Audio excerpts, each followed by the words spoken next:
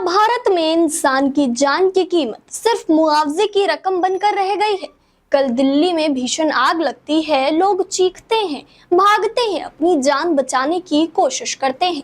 कुछ घंटों बाद टीवी पर ब्रेकिंग न्यूज चलती है, सोशल मीडिया पर संवेदनाएं व्यक्त की जाती है, प्रशासन जांच के आदेश देता है और राजनीतिक बयान आने शुरू हो जाते हैं।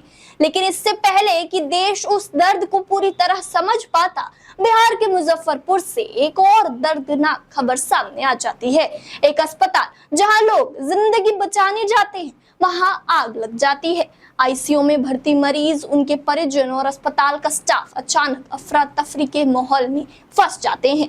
कुछ लोगों की जान चली जाती है, कई घायल हो जाते हैं और कई परिवारों की दुनिया हमेशा के लिए बदल जाती है।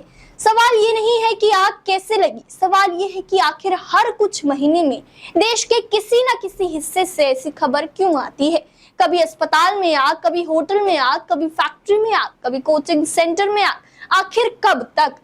मुजफ्फरपुर हादसे के बाद बिहार सरकार की ओर से शोक व्यक्त किया गया। मुख्यमंत्री सम्राट चौधरी ने मृतकों के परिजनों को 4-4 लाख रुपए की सहायता राशि देने की घोषणा की, जांच कराने और आग लगने के कारणों का पता लगाने की बात भी कही। जनता दल यूनाइटेड के प्रवक्ता राजीव रंजन ने भी इस घटना को बेहद दुखद बताया और मृतकों के प्रति संवेदना व्यक्त की। दूसरी तरफ दिल्ली में हुए अग्निकांड के बाद उत्तर प्रदेश के मुख्यमंत्री योगी आदित्यनाथ ने राज्य भर के अस्पतालों, होटलों, मॉल और अन्य सार्वजनिक संस्थानों के लिए सख्त अग्नि सुरक्षा निर्देश जारी किए हैं। अधिकारियों को सुरक्षा मानकों की समीक्षा करने और नियमों का पालन सुनिश्चित करने के आदेश भी दिए गए हैं। लेकिन यहीं से असली बहस शुरू होती है। हर बड़े हादसे के बाद हम लगभग एक जैसी तस्वीर देखते हैं। सबसे पहले संवेदना व्यक्त की जाती है, फिर मुआवजे की घोषणा होती है, उसके बाद जांच के आदेश दिए जाते हैं। कुछ अधिकारियों को नोटिस मिलता है, कुछ दिनों तक मीडिया में चर्चा होती है, फिर धीरे धीरे मामला सुर्खियों से गायब हो जाता है। लेकिन जिन परिवारों ने अपने प्रियजनों को खोया है, उनके लिए यह मामला कभी खत्म नहीं होता। एक पिता जिसने अपने बेटे को खो दिया, एक बेटा जिसने अपनी माँ को खो दिया, एक पत्नी जिसने अपने पति को खो दिया, उनके लिए मुआवजे की रकम कभी भी उस खालीपन को नहीं भर सकती जो इस तरह के हादसे पीछे छोड़ जाते हैं। यहीं पर सबसे बड़ा सवाल उठता है कि क्या हम एक प्रतिक्रियावादी व्यवस्था में जी रहे हैं? पहले जानी जाती हैं और फिर सुरक्षा निर्देश जारी होते हैं, पहले आग लगती है और फिर फायर ऑडिट की बात होती है। अगर सुरक्षा मानकों की नियमित जांच पहले से हो रही होती, अगर फायर सेफ्टी नियमों का कड़ाई से पालन कराया जा रहा होता, अगर निरीक्षण केवल कागजों तक सीमित ना होते, तो क्या इन हादसों को रोका जा सकता था? ये सवाल केवल बिहार या दिल्ली का नहीं है, यह पूरे देश का सवाल है। भारत में पिछले कई वर्षों के दौरान अस्पतालों, होटलों, व्यवसायिक इमारतों और औद्योगिक इकाइयों में आग लगने की कई बड़ी घटनाएं सामने आ चुकी है।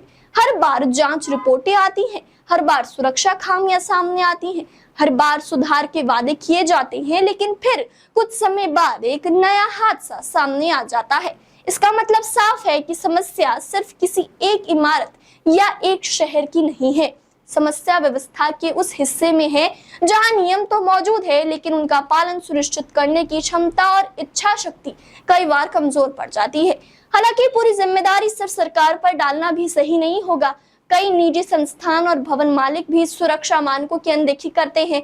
कहीं फायर एग्जिट बंद मिलते हैं, कहीं उपकरण काम नहीं करते, कई क्षमता से ज्यादा लोगों को रखा जाता है। कई बार लागत बचाने के लिए सुरक्षा को नजरअंदाज भी कर दिया जाता है। लेकिन फिर सवाल वही है, अगर नियम तोड़े जा रहे हैं तो उन्हें रोकने की जिम्मेदारी किसकी है? अगर कोई अस्पताल या होटल सुरक्षा मानकों का पालन नहीं कर रहा, तो उसे समय रहते चिन्हित करने और कार्रवाई करने की जिम्मेदारी किसकी है?